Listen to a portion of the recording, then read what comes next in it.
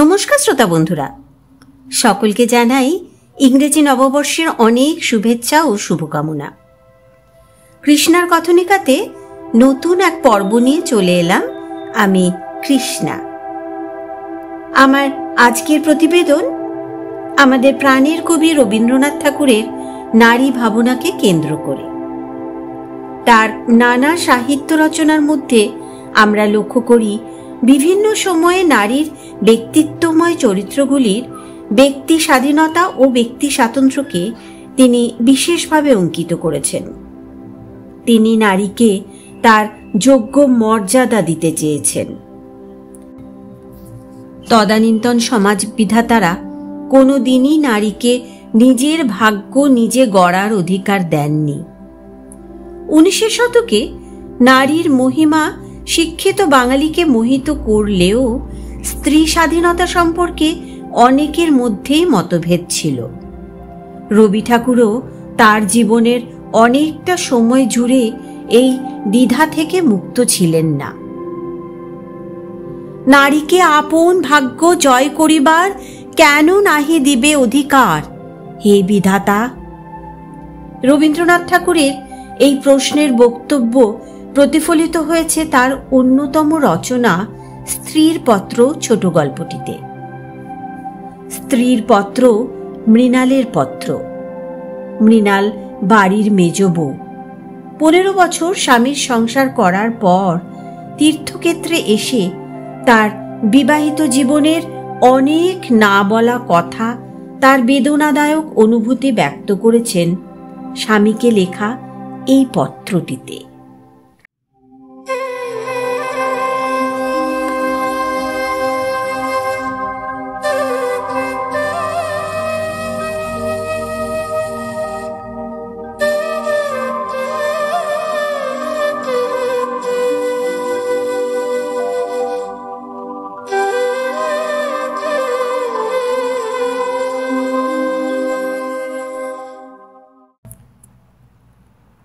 শ্রীচরণ কমলেশু, আজ 15 বছর আমাদের বিবাহ হয়েছে। আজ পর্যন্ত তোমাকে চিঠি লিখিনি। চিরদিন কাছেই পড়ে আছি।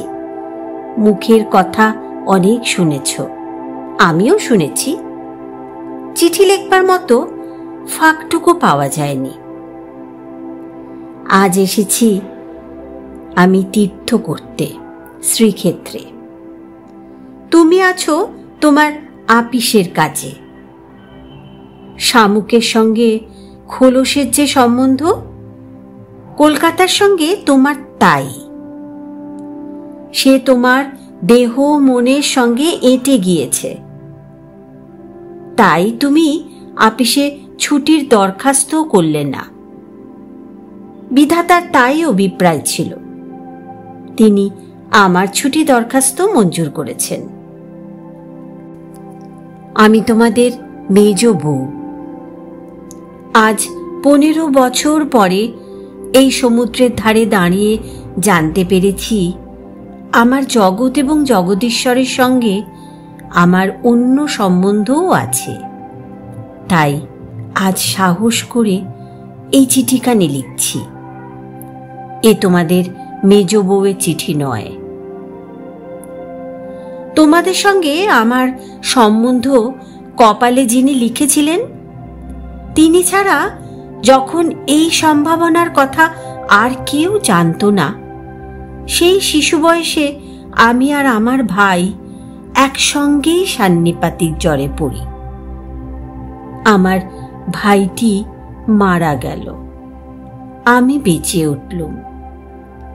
পাড়ার সব মেয়েরাই বলতে লাগলো, মৃণাল মেয়ে কি না, তাই ও বাঁচল। বেটা ছেলে হলে কি আর রক্ষা পেত? চুরিবিদ্যাতে জম পাকা। দামি জিনিসের পরেই তার লোভ। আমার মরণ নেই। সেই কথাটাই ভালো করে বুঝিয়ে বলবার জন্য এই চিঠিখানি লিখতে বসেছি। যেদিন তোমাদের দুঃসম্পর্কের মামা তোমার বন্ধু নীরদকে নিয়ে কনে দেখতে এলেন, তখন আমার বয়স 12। দুর্গম পাড়াগাঁয়ে আমাদের বাড়ি। সেখানে দিনের বেলাও শেয়াল ডাকে। স্টেশন থেকে 7 ক্রোশ স্যাকরা গাড়িতে এসে বাকি 3 মাইল কাঁচা রাস্তায় পালকি করে তবে আমাদের গাঁয়ে পৌঁছানো যায়। সেদিন তোমাদের কি হয়রানি! তার উপর আমাদের বাঙাল দেশের রান্না। সেই রান্নার প্রহসন আজও মামা ভোলেননি। তোমাদের বড় বউয়ের রূপের অভাব মেজ বউকে দিয়ে পূরণ করবার জন্যে তোমার মায়ের একান্ত জিদ ছিল। নইলে এত কষ্ট করে আমাদের সে গায়ে তোমরা যাবে কেন? বাংলাদেশে পিলে, যকৃৎ, অম্লশূল এবং কোণের জন্য তো কাউকে খোঁজ করতে হয় না। তারা আপনি এসে চেপে ধরে, কিছুতেই ছাড়তে চায় না। বাবার বুক দূর করতে লাগলো। মা দুর্গা নাম জপ করতে লাগলেন।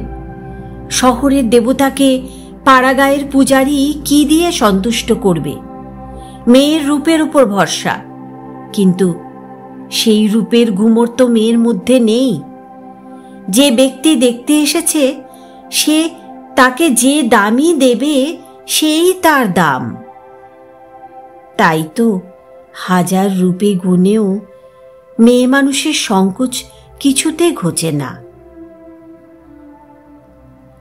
সমস্ত বাড়ির, এমনকি সমস্ত পাড়ার এই আতঙ্ক আমার বুকের মধ্যে পাথরের মতন চেপে বসল। সেদিনকার আকাশের যত আলো এবং জগতের সকল শক্তি যেন 12 বছরের একটি পাড়া গিয়ে মেয়েকে 2 জন পরীক্ষকের 2 জোড়া চোখের সামনে শক্ত করে তুলে ধরবার জন্য পেয়াদাগিরি করছিল। আমার কোথাও লুকোবার জায়গা ছিল না। সমস্ত আকাশকে কাঁদিয়ে দিয়ে বাঁশি বাজাতে লাগলো। তোমাদের বাড়িতে এসে উঠল।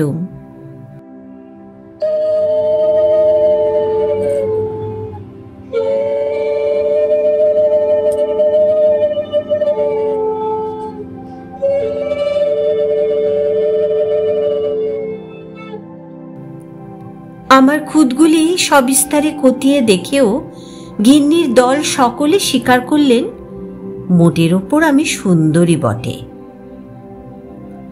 সে কথা শুনে আমার বড় জায়ের মুখ গম্ভীর হয়ে গেল। কিন্তু আমার রূপের দরকার কি ছিল তাই ভাবি। রূপ জিনিসটাকে যদি কোনো সেকেলে পণ্ডিত গঙ্গা মৃত্তিকা দিয়ে গড়তেন তাহলে ওর আদর থাকত, কিন্তু ওটা যে কেবল বিধাতা নিজের আনন্দে গড়েছেন, তাই তোমাদের ধর্মের সংসারে ওর কোনো দাম নেই। আমার যে রূপ আছে সে কথা ভুলতে তোমার বেশি দিন লাগেনি, কিন্তু আমার যে বুদ্ধি আছে সেটা তোমাদের পদে পদে স্মরণ করতে হয়েছে। ওই বুদ্ধিটা আমার এতই স্বাভাবিক যে তোমাদের ঘরকন্যার মধ্যে এতকাল কাটিয়েও আজও সে টিকে আছে।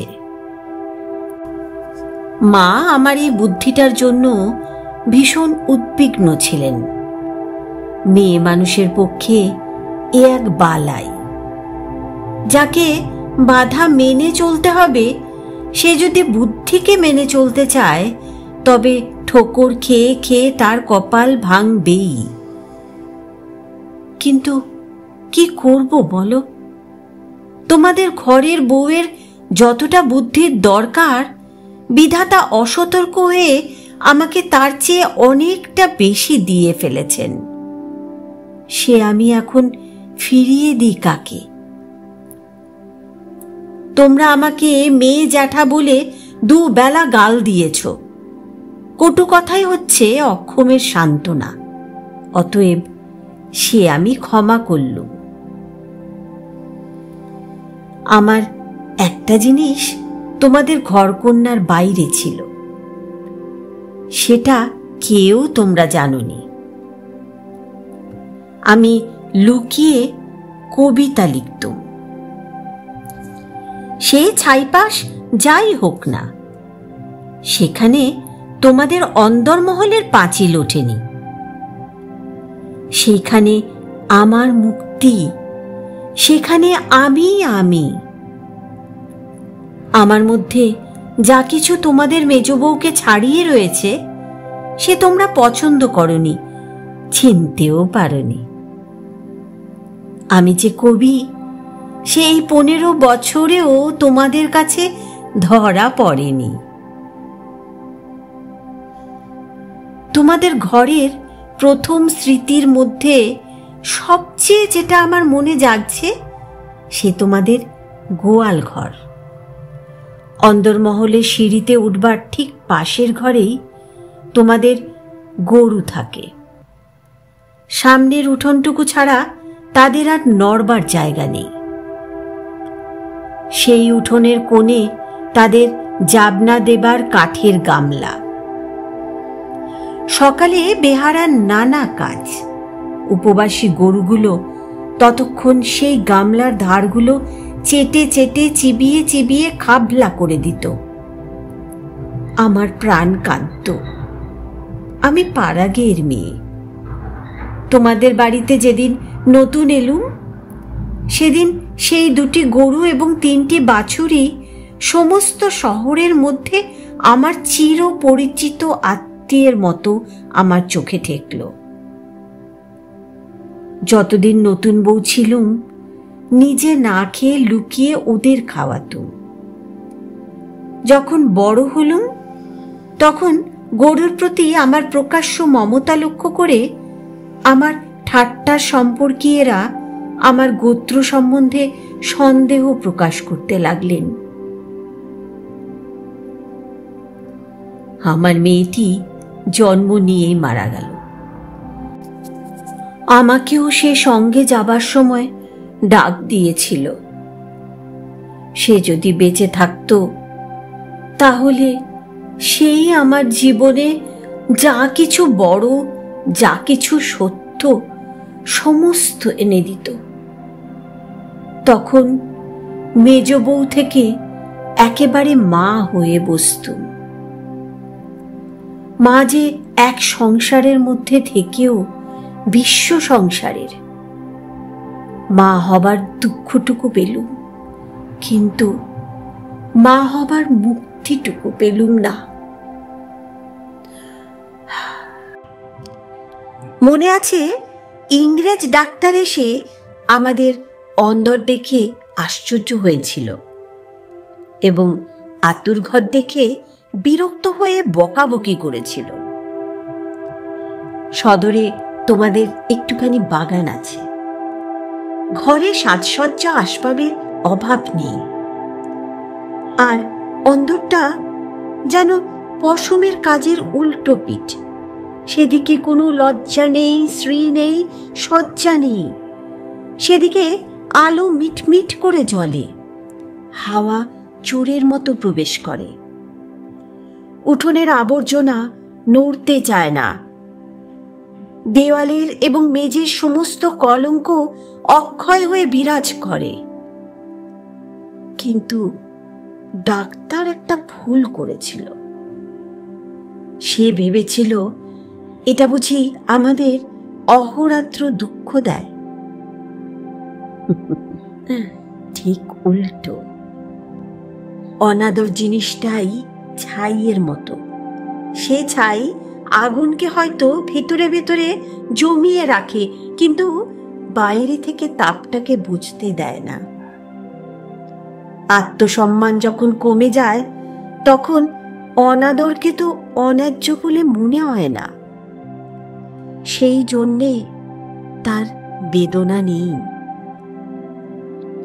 তাই তো মেয়ে মানুষ দুঃখ বোধ করতেই লজ্জা পায়। আমি তাই বলি, মেয়ে মানুষকে দুঃখ পেতেই হবে, এইটা যদি তোমাদের ব্যবস্থা হয়, তাহলে যত দূর সম্ভব তাকে অনাদরে রেখে দেওয়াই ভালো।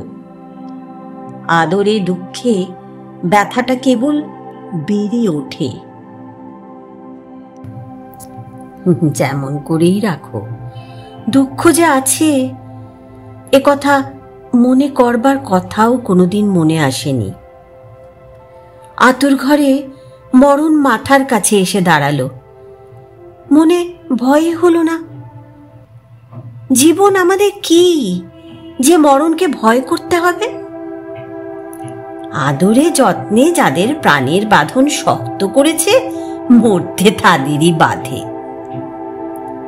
সেদিন যম যদি আমাকে ধরে টান দিত, তাহলে আলগা মাটি থেকে যেমন অতি সহজে ঘাসের চাপড়া উঠে আসে সমস্ত শিকড় শুদ্ধ, আমি তেমনই করে উঠে আসতুম। বাঙালির মেয়ে তো কথায় মরতে চায়, কিন্তু এমন মরায় বাহাদুরিটা কি? মরতে লজ্জা হয়। আমাদের পক্ষে ওটা এতই সহজ।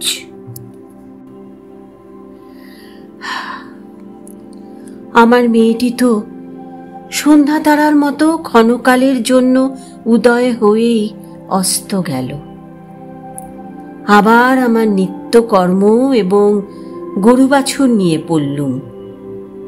জীবন তেমনি করেই গড়াতে গড়াতে শেষ পর্যন্ত কেটে যেত। আজকে তোমাকে এই চিঠি লিখবার দরকারই হতো না, কিন্তু বাতাসে সামান্য একটা বীজ উড়িয়ে নিয়ে এসে পাকা দালানের মধ্যে অসৎ গাছের অঙ্কুর বের করে। শেষকালের সেইটুকু থেকেই ইট কাঠের বুকের পাঁজর বিদীর্ণ হয়ে যায়। আমার সংসারের পাকা বন্দোবস্তের মাঝখানে ছোট একটুখানি জীবনের কণা কোথা থেকে উড়ে এসে পড়ল। তারপর থেকেই ফাটল শুরু হলো। বিধবা মার মৃত্যুর পরে আমার বড় জায়ের বোন বিন্দু তার খুড়তুতো ভাইদের অত্যাচারে আমাদের বাড়িতে তার দিদির কাছে এসে যেদিন আশ্রয় নিলে, তোমরা সেদিন ভাবলে এ আবার কোথাকার আফত। আমার পোড়া স্বভাব, কি করব বলো? দেখলুম তোমরা সকলেই মনে মনে বিরক্ত হয়ে উঠেছ। সেই জন্যেই এই নিরাশ্রয় মেয়েটির পাশে আমার সমস্ত মন যেন একেবারে কোমর বেঁধে দাঁড়ালো। পরের বাড়িতে পরের অনিচ্ছাতে এসে আশ্রয় নেওয়া, সে যে কত বড় অপমান। দায়ে পড়ে সেও যাকে স্বীকার করতে হলো, তাকে কি একপাশে ঠেলে রাখা যায়?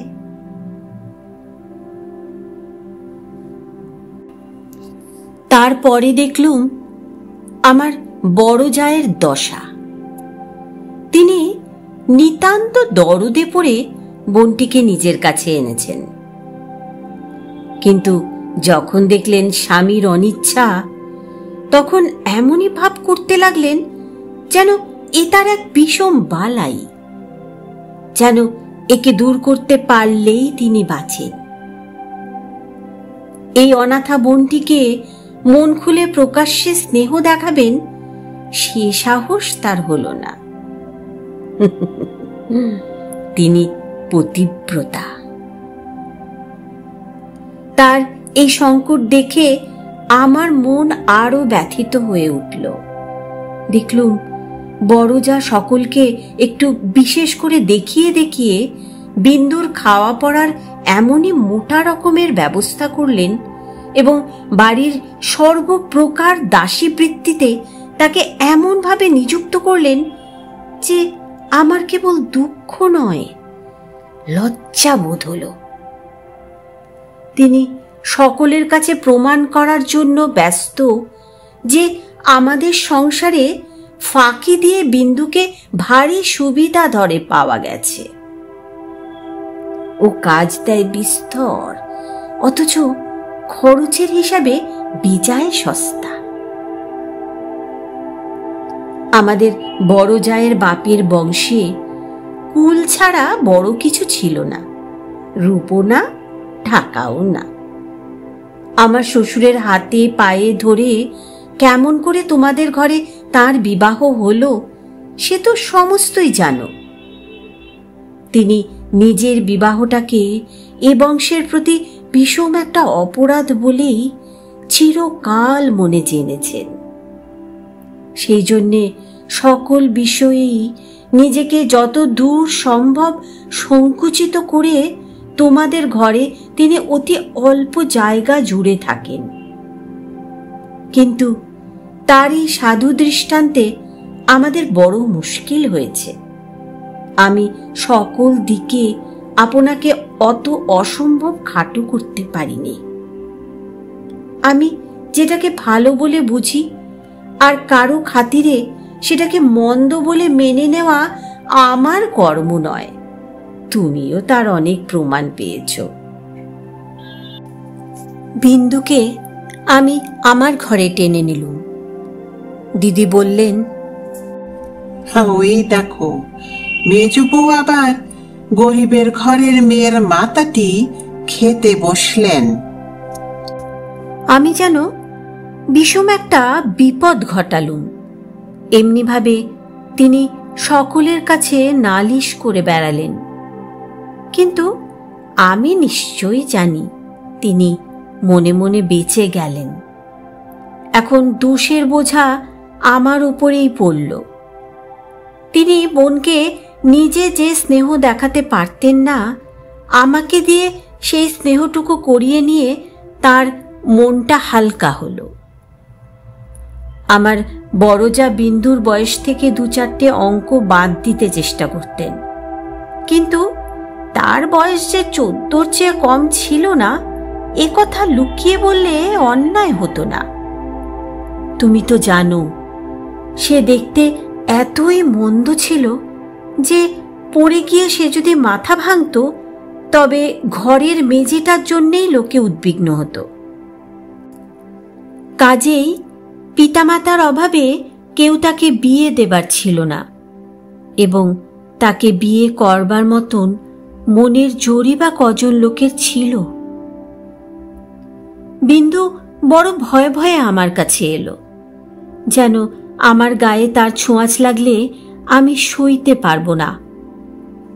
বিশ্ব সংসারে তার যেন জন্মাবার কোনো শর্ত ছিল না, তাই সে কেবলই পাশ কাটিয়ে চোখ এড়িয়ে চলত। তার বাপের বাড়িতে তার খুড়তুতো ভাইরা তাকে এমন একটি কোণও ছেড়ে দিতে চায়নি যে কোণে একটা অনাবশ্যক জিনিস পড়ে থাকতে পারে। অনাবশ্যক আবর্জনা ঘরের আশেপাশে অনায়াসে স্থান পায়, কেননা মানুষ তাকে ভুলে যায়।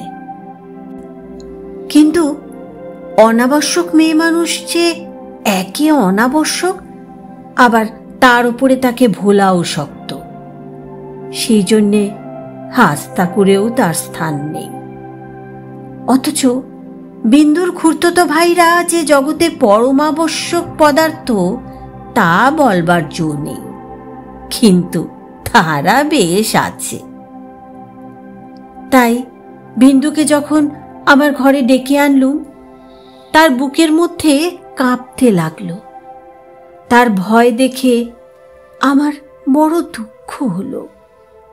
আমার ঘরে যে তার একটুখানি জায়গা আছে সেই কথাটি আমি অনেক আদর করে তাকে বুঝিয়ে দিল। কিন্তু আমার ঘর তো শুধু আমারই ঘর নয়, কাজেই আমার কাজটি সহজ হলো না। 2-4 দিন আমার কাছে থাকতেই তার গায়ে লাল লাল কি উঠল। হয়তো ঘামাচ্ছি, নয়তো আর কিছু হবে। তোমরা বললে বসন্ত, কেননা ও যে বিন্দু। তোমাদের পাড়ায় এক আনাড়ি ডাক্তার এসে বললে, আর 2-1 দিন না গেলে ঠিক বলা যায় না। কিন্তু সেই 2-1 দিনের সবুর সইবে কে? বিন্দু তো তার ব্যামল লজ্জাতেই মরবার জো হল। আমি বললুম, বসন্ত হয়তো হোক, আমি আমাদের সেই আতুর ঘরে ওকে নিয়ে থাকব, আর কাউকে কিচ্ছু করতে হবে না। এই নিয়ে আমার উপর তোমরা যখন সকলে মার মূর্তি ধরেছ, এমনকি বিন্দুর দিদিও যখন অত্যন্ত বিরক্তির ভান করে পোড়া কপালি মেয়েটাকে হাসপাতালে পাঠাবার প্রস্তাব করছেন, এমন সময় ওর গায়ের সমস্ত লাল দাগ একদম মিলিয়ে গেল। তোমরা দেখি তাতে আরো ব্যস্ত হয়ে উঠলে, বললে নিশ্চয় বসন্ত বসে গিয়েছে, কেননা ও যে বিন্দু। অনাদরে মানুষ হবার একটা মস্ত গুণ, শরীরটাকে তাতে একেবারে অজর অমর করে তোলে। ব্যায়াম হতেই চায় না, মরার সদর রাস্তাগুলো একেবারে বন্ধ। রোগ তাই ওকে ঠাট্টা করে চলে গেল, কিছুই হলো না। কিন্তু এটা বেশ বোঝা গেল, পৃথিবীর মধ্যে সবচেয়ে অকিঞ্চিতকর মানুষকে আশ্রয় দেওয়াই সব থেকে কঠিন।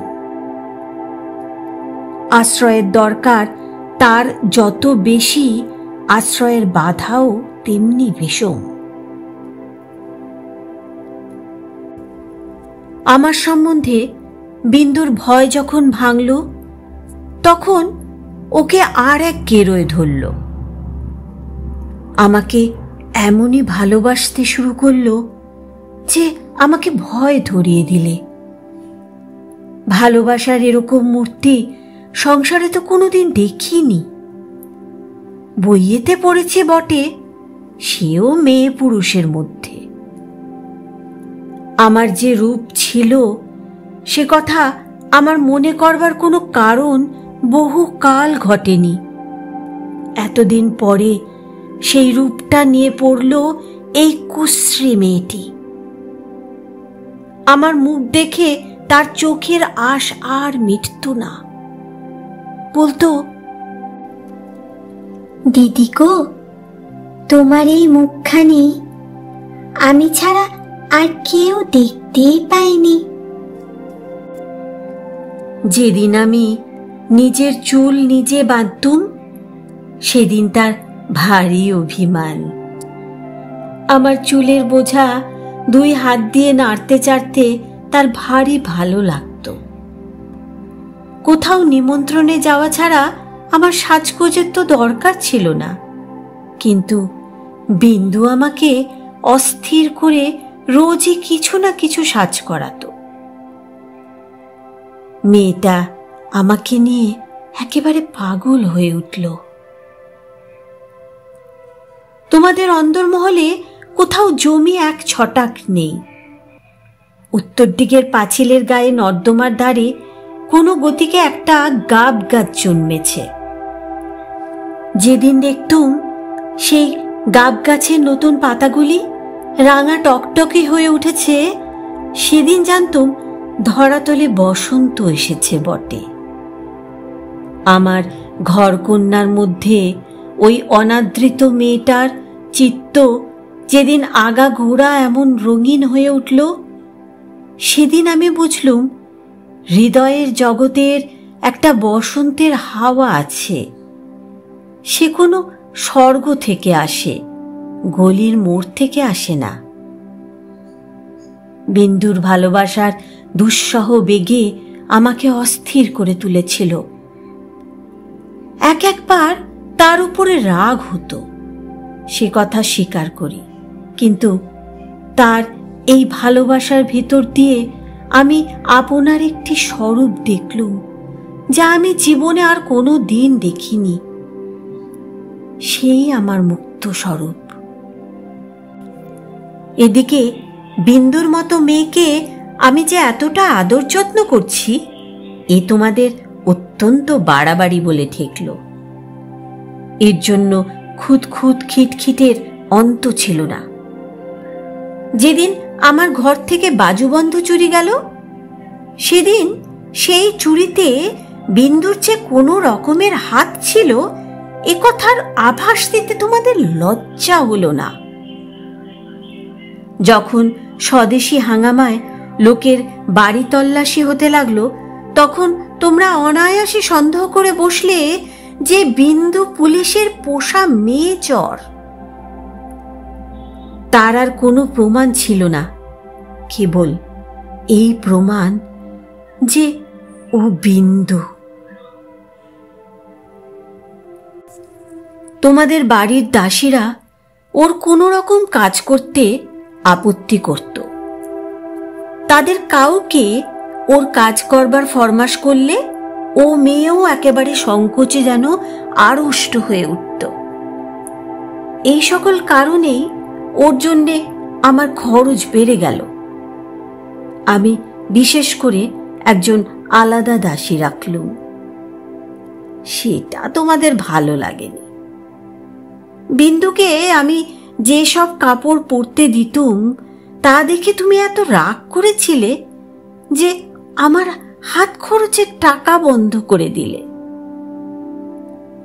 তারপর দিন থেকে আমি 5 শিকে দামের জোড়া মোটা কোড়া কলের থুতি পরতে আরম্ভ করে দিলুম। আর মতির মা যখন আমার এঁঠো ভাতের থালা নিয়ে যেতে এলো তাকে বারণ করে দিলুম। আমি নিজে উঠোনের কলতলায় গিয়ে এঁঠো ভাত বাছুরকে খাইয়ে বাসন মেজেছি। একদিন হঠাৎ সেই দৃশ্যটি দেখে তুমি খুব খুশি হওনি। আমাকে খুশি না করলেও চলে, আর তোমাদের খুশি না করলেই নয়, এই সুবুদ্ধিটা আজ পর্যন্ত আমার ঘটে এলো না। এদিকে তোমাদের রাগও যেমন বেড়ে উঠেছে, বিন্দুর বয়সও তেমনি বেড়ে চলেছে। সেই স্বাভাবিক ব্যাপারে তোমরা অস্বাভাবিক রকমের বিব্রত হয়ে উঠেছিলে। একটা কথা মনে করে আমি আশ্চর্য হই, তোমরা জোর করে কেন বিন্দুকে তোমাদের বাড়ি থেকে বিদায় করে দাওনি? আমি বেশ বুঝি, তোমরা আমাকে মনে মনে ভয় করো। বিধাতা যে আমাকে বুদ্ধি দিয়েছিলেন, ভিতরে ভিতরে তার খাতির না করে তোমরা বাঁচো না। অবশেষে বিন্দুকে নিজের শক্তিতে বিদায় করতে না পেরে তোমরা প্রজাপতি দেবতার শরণাপন্ন হলে। বিন্দুর বর ঠিক হলো। বড় যা বললেন, বাঁচলুম, মা কালী আমাদের বংশের মুখ রক্ষা করলেন। বর কেমন তা জানি নে, তোমাদের কাছে শুনলুম সকল বিষয়েই ভালো। বিন্দু আমার পা জড়িয়ে ধরে কাঁদতে লাগলো, বললে, দিদি, আমার আবার বিয়ে করা কেন? আমি তাকে অনেক বুঝিয়ে বললুম, বিন্দু তুই ভয় করিস নে, শুনেছি তোর বর ভালো।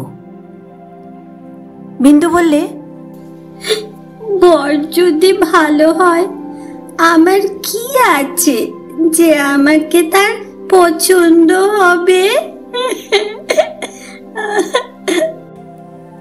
বরপক্ষেরা বিন্দুকে তো দেখতে আসবার নামও করলে না। বড়দিদি তাতে বড় নিশ্চিন্ত হলেন। কিন্তু দিন রাত্রি বিন্দুর কান্না আর থামতে চায় না। সে তার কি কষ্ট সে আমি জানি। বিন্দুর জন্যে আমি সংসারে অনেক লড়াই করেছি, কিন্তু ওর বিবাহ বন্ধ হোক এ কথা বলবার সাহস আমার হলো না। কিসের জোরে বা বলবো? আমি যদি মারা যাই তো ওর কি দশা হবে? একই তো মেয়ে, তাতে কালো মেয়ে। কার ঘরে চলল ওর কি দশা হবে সে কথা না ভাবাই ভালো। ভাবতে গেলে প্রাণ কেঁপে ওঠে। বিন্দু বললে, দিদি, বিয়ের তো আর 5 দিন আছে। এর মধ্যে আমার মরণ হবে নাকি? আমি তাকে খুব ধমক দিলুম, কিন্তু অন্তর্যামী জানেন, যদি কোনো সহজভাবে বিন্দুর মৃত্যু হতে পারত তাহলে আমি আরাম বোধ করতুম। বিবাহের আগের দিন বিন্দু তার দিদিকে গিয়ে বললে, দিদি, আমি তোমাদের গোয়াল ঘরে পড়ে থাকব, আমাকে যা বলবে তাই করব, তোমার পায়ে পড়ি, আমাকে এমন করে ফেলে দিও না। কিছুকাল থেকে লুকিয়ে লুকিয়ে দিদির চোখ দিয়ে জল পড়ছিল। সেদিনও পড়ল, কিন্তু শুধু হৃদয় তো নয়, শাস্ত্রও আছে। তিনি বললেন, জানিস তো বিন্দি, পতি হচ্ছে স্ত্রীলোকের গতি মুক্তি সব। কপালে যদি দুঃখ থাকে তো কেউ খণ্ডাতে পারবে না। আসল কথা হচ্ছে কোনো দিকে কোনো রাস্তাই নেই।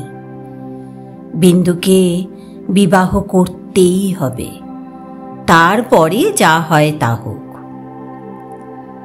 আমি চেয়েছিলাম বিবাহটা যাতে আমাদের বাড়িতেই হয়, কিন্তু তোমরা বলে বসলে বরের বাড়িতেই হওয়া চাই, সেটা তাদের কৌলিক প্রথা।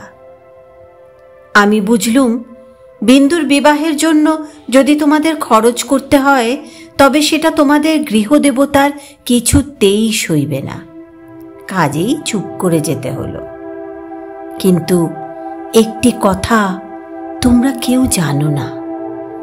দিদিকে জানাবার ইচ্ছে ছিল, কিন্তু জানাইনি, কেননা তাহলে তিনি ভয়েই মরে যেতেন। আমার কিছু কিছু গয়না দিয়ে আমি লুকিয়ে বিন্দুকে সাজিয়ে দিয়েছিলুম। বোধ করি দিদির চোখে সেটা পড়ে থাকবে, কিন্তু সেটা তিনি দেখেও দেখেননি। দোহাই ধর্মের, সেজন্য তোমরা তাকে ক্ষমা করো। যাবার আগে বিন্দু আমাকে জড়িয়ে ধরে বললে,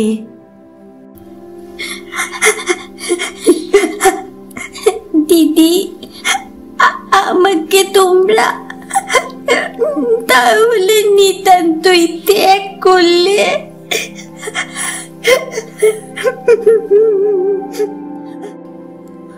আমি বললুম, না বিন্দি, তোর যেমন দশাই হোক না কেন, আমি তোকে শেষ পর্যন্ত ত্যাগ করব না। 3 দিন গেল।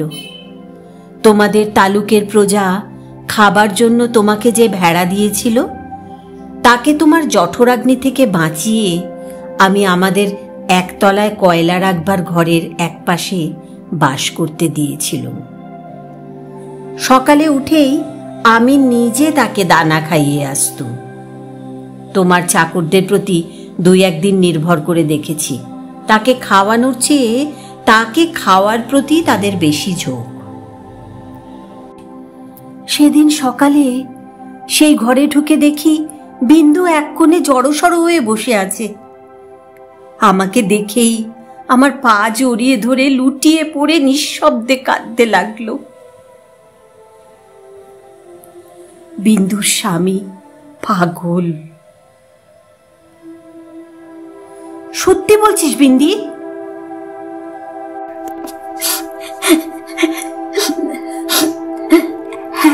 এত বড় মিথ্যে কথা তোমার কাছে বলতে পারি দিদি? তিনি পাগল। শ্বশুরের এই বিবাহে মত ছিল না, কিন্তু তিনি আমার শাশুড়িকে জমের মতো ভয় করেন।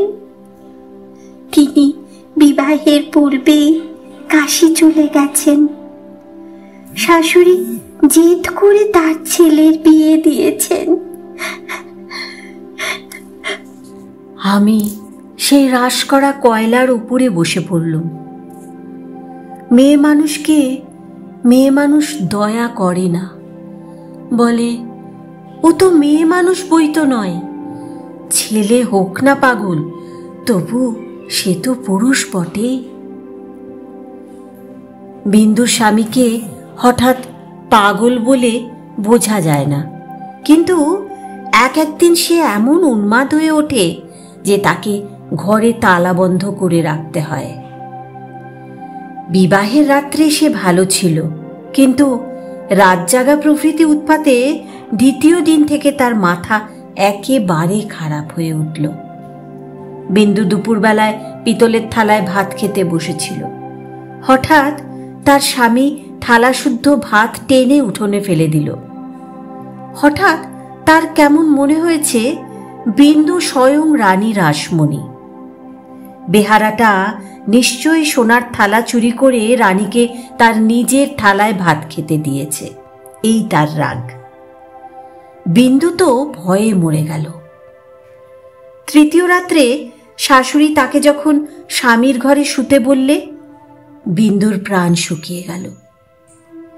শাশুড়ি তার প্রচণ্ড রাগী, রাগলে জ্ঞান থাকে না, সেও পাগল, কিন্তু পুরো নয় বলেই আরো ভয়ানক। বিন্দুকে ঘরে ঢুকতে হলো। স্বামী সে রাত্রে ঠান্ডা ছিল, কিন্তু ভয়ে বিন্দুর শরীর যেন কাঠ হয়ে গেল।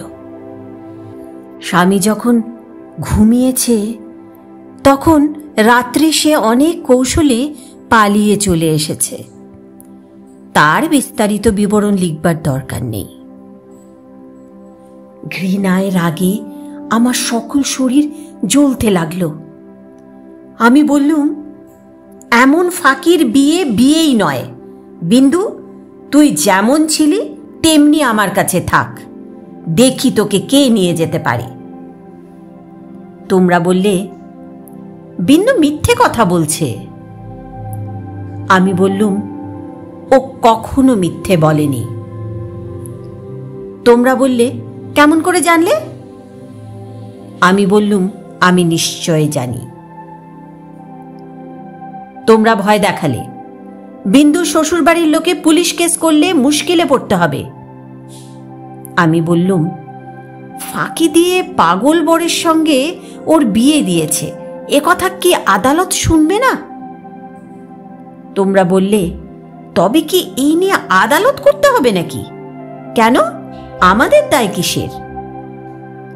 আমি বললুম, আমি নিজের গয়না বেচে যা করতে পারি করব। তোমরা বললে, উকিল বাড়ি ছুটবে নাকি?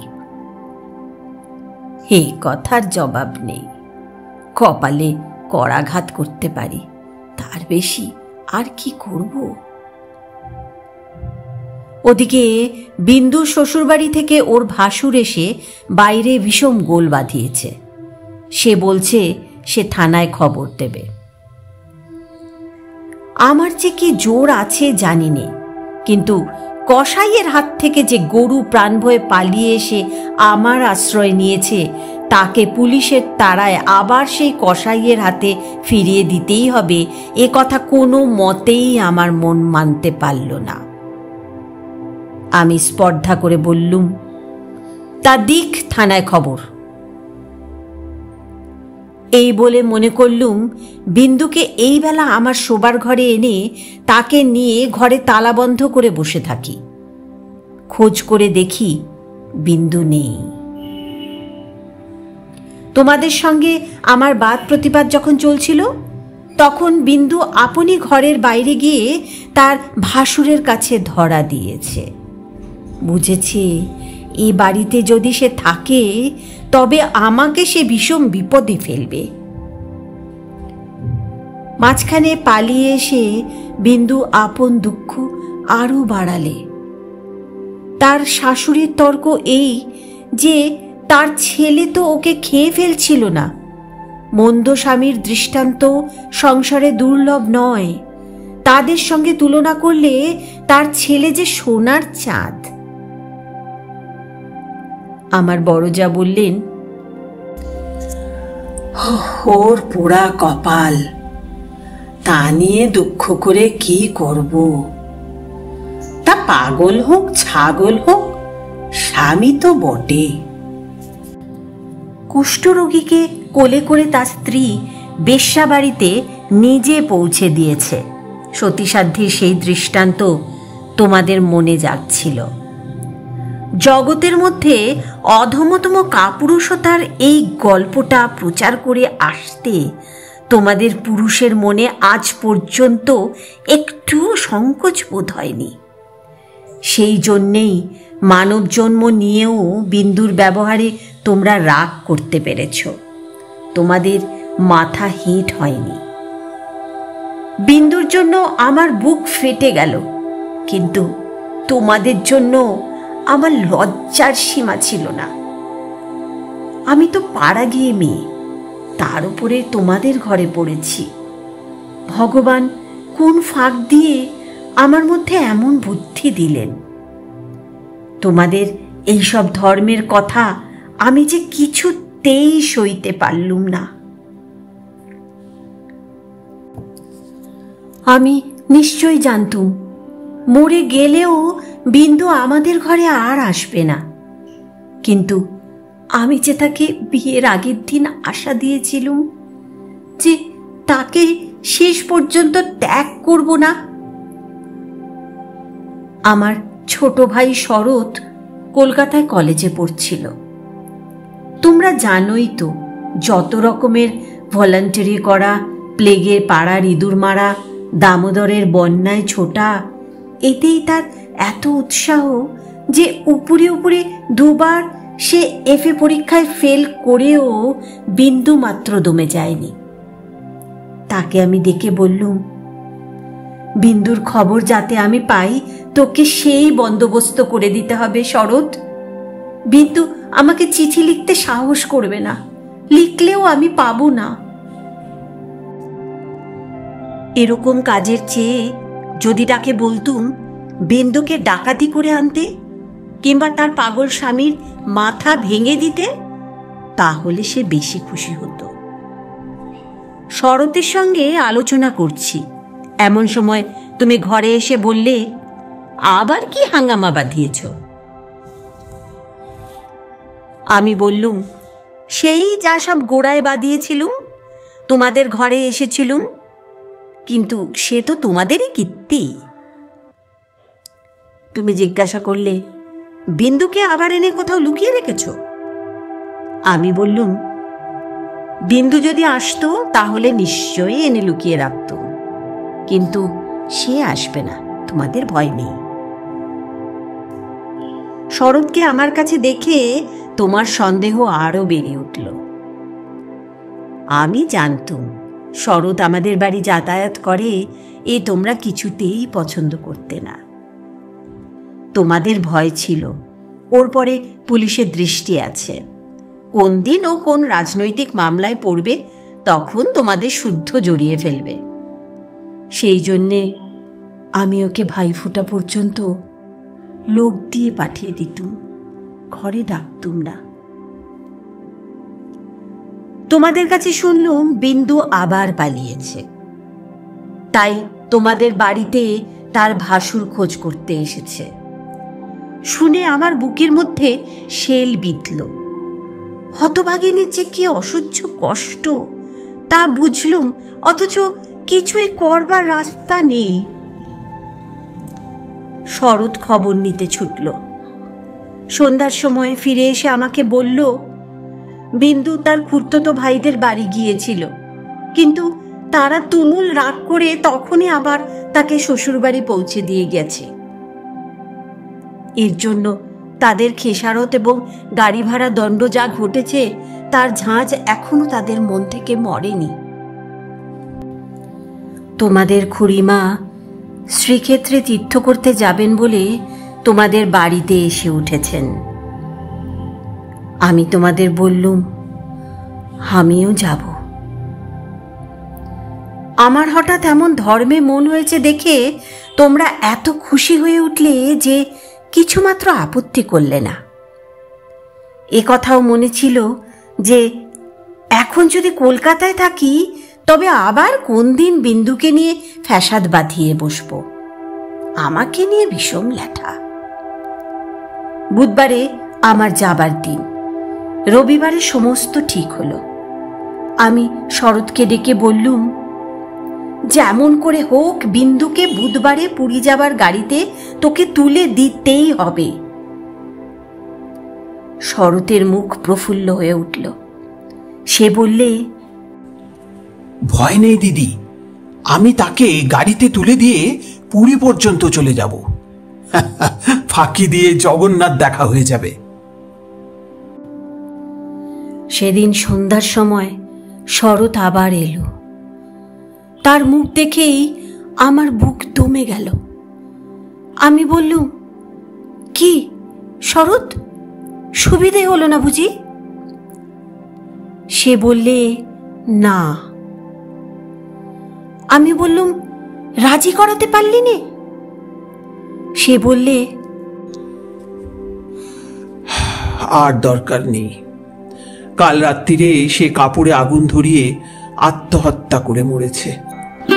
বাড়ির যে ভাইপোটার সঙ্গে ভাব করে নিয়েছিলুম তার কাছে খবর পেলুম তোমার নামে সে একটা চিঠি রেখে গিয়েছিল, কিন্তু সে চিঠি ওরা নষ্ট করেছে।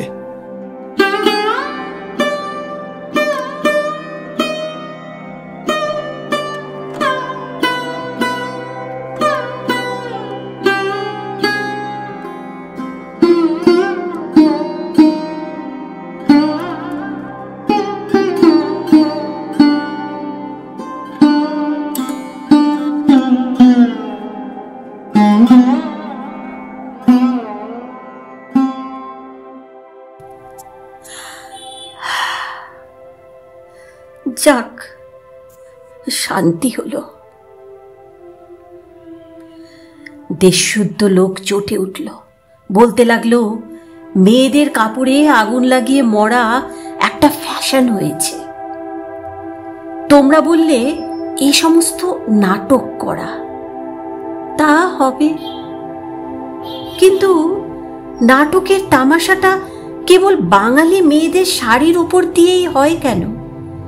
আর বাঙালি বীর পুরুষদের কোঁচার উপর দিয়ে হয় না কেন? সেটাও তো ভেবে দেখা উচিত। বিন্দিটার এমনই পোড়া কপাল বটে। যতদিন বেঁচে ছিল রূপে গুণে কোনো যশ পায়নি। মরবার বেলাও যে একটু ভেবে চিনতে এমন একটা নতুন ধরনে মরবে যাতে দেশের পুরুষরা খুশি হয়ে হাততালি দেবে, তাও তার ঘটে এলো না। মরেও লোকেদের চটিয়ে দিলে। দিদি ঘরের মধ্যে লুকিয়ে কাঁদলেন, কিন্তু সে কান্নার মধ্যে একটা সান্ত্বনা ছিল। যাই হোক না কেন, তবু রক্ষা হয়েছে, মরেছে বইতো না। বেঁচে থাকলে কি না হতে পারত। আমি তীর্থে এসেছি, বিন্দুর আর আসবার দরকার হলো না, কিন্তু আমার দরকার ছিল। দুঃখ বলতে লোকে যা বোঝে তোমাদের সংসারে তা আমার ছিল না। তোমাদের ঘরে খাওয়া পড়া অসচ্ছল নয়। তোমার দাদার চরিত্র যেমন হোক, তোমার চরিত্রে এমন কোনো দোষ নেই যাতে বিধাতাকে মন্দ বলতে পারি। যদি বা তোমার স্বভাব তোমার দাদার মতোই হতো, তা হলেও হয়তো মোটের ওপর আমার এমনভাবেই দিন চলে যেত এবং আমার সতীসাধ্যী বড় জায়ের মতো পতি দেবতাকে দোষ না দিয়ে বিশ্বদেবতাকেই আমি দোষ দেবার চেষ্টা করতুম। অতএব তোমাদের নামে আমি কোনো নালিশ উত্থাপন করতে চাইনি। আমার এ চিঠি সেজন্য নয়। কিন্তু আমি আর তোমাদের সেই ২৭ নম্বর মাখন বড়ালের গলিতে ফিরব না। আমি বিন্দুকে দেখেছি। সংসারের মাঝখানে মেয়ে মানুষের পরিচয়টা যে কি তা আমি পেয়েছি। আর আমার দরকার নেই। তারপরে এও দেখেছি, ও মেয়ে বটে, কিন্তু ভগবান ওকে ত্যাগ করেননি। ওর ওপরে তোমাদের যত জোরই থাক না কেন, সে জোরের অন্ত আছে। ও আপনার হতভাগ্য মানব জন্মের চেয়ে বড়। তোমরাই যে আপন ইচ্ছে মতো আপন দস্তুর দিয়ে ওর জীবনটাকে চিরকাল পায়ের তলায় চেপে রেখে দেবে, তোমাদের পা এত লম্বা নয়। মৃত্যু তোমাদের চেয়ে বড়। সেই মৃত্যুর মধ্যে সে মহান। সেখানে বিন্দু কেবল বাঙালি ঘরের মেয়ে নয়, কেবল খুড়তুতো ভাইয়ের বোন নয়, কেবল অপরিচিত পাগল স্বামীর প্রবঞ্চিত স্ত্রী নয়, সেখানে সে অনন্ত। সেই মৃত্যুর বাসি এই বালিকার ভাঙা হৃদয়ের ভিতর দিয়ে আমার জীবনের যমুনা পাড়ে যেদিন বাজল, সেদিন প্রথমটা আমার বুকের মধ্যে যেন বান বিঁধল। বিধাতাকে জিজ্ঞেস করলুম, জগতের মধ্যে যা কিছু সবচেয়ে তুচ্ছ, তাই সবচেয়ে কঠিন কেন? এই গলির মধ্যকার চারিদিকে প্রাচীর তোলা নিরানন্দের অতি সামান্য বুদবুদটা এমন ভয়ঙ্কর বাধা কেন? তোমার বিশ্বজগৎ তার 6 ঋতুর সুধাপাত্র হাতে করে যেমন করেই ডাক দিক না, এক মুহূর্তের জন্য কেন আমি এই অন্দরমহলটার এইটুকু মাত্র চৌকাঠ পেরোতে পারিনি?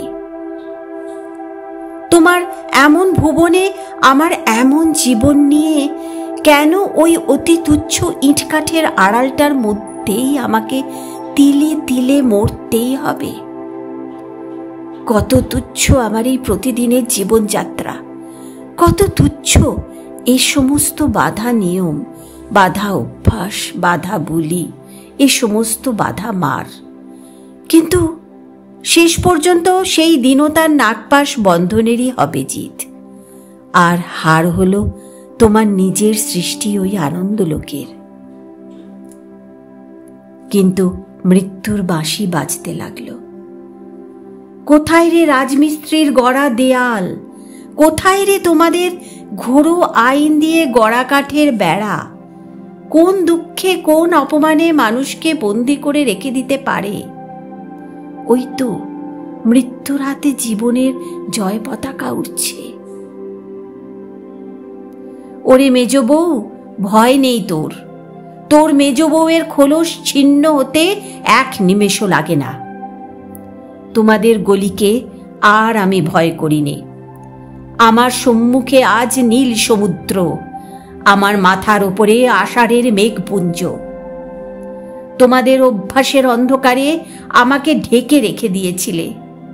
ক্ষণকালের জন্য বিন্দু এসে সেই আবরণের ছিদ্র দিয়ে আমাকে দেখে নিয়েছিল।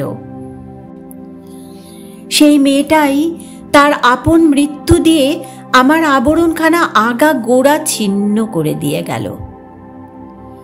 আজ বাইরে এসে দেখি আমার গৌরব রাখবার জায়গা নেই।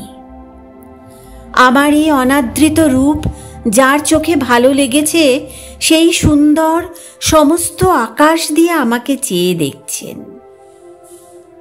এইবার মরেছে মেজ বউ।